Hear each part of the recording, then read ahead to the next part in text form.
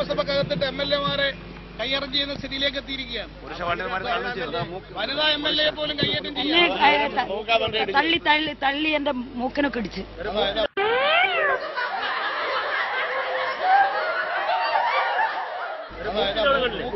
മൂക്കിനെവിടെ ഇടിച്ചിരിക്കുക?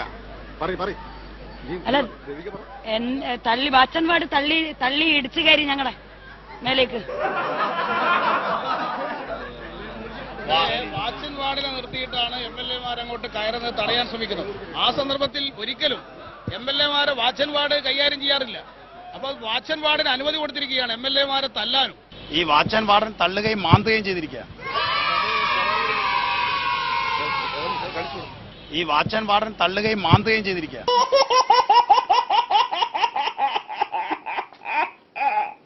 വാച്ചൻ warden വാച്ചൻ warden പിടിച്ച് തള്ളുകയും മാന്തുകയും ചെയ്താണത്.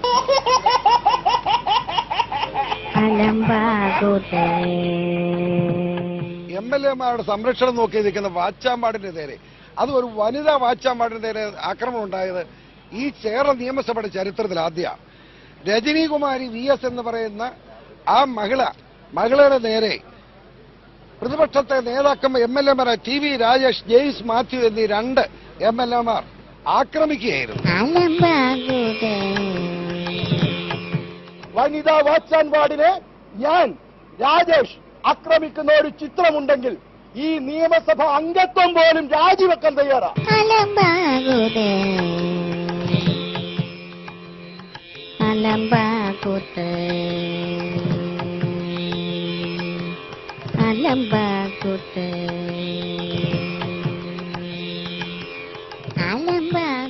അല്ല,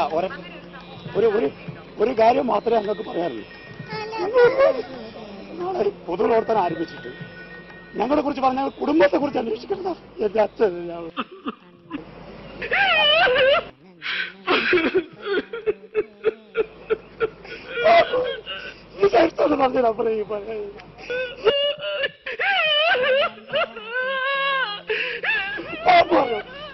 പറഞ്ഞ ആവർത്തിക്കുന്നില്ല. എനിക്ക് കൂട്ടുപോട്ടെ. അപ്പുകുട്ടാ, നീ വന്നേ. ഓവറാക്ട് ചെയ്ത് ചളവാക്കാനാ പുല്ലേ. Okay okay okay okay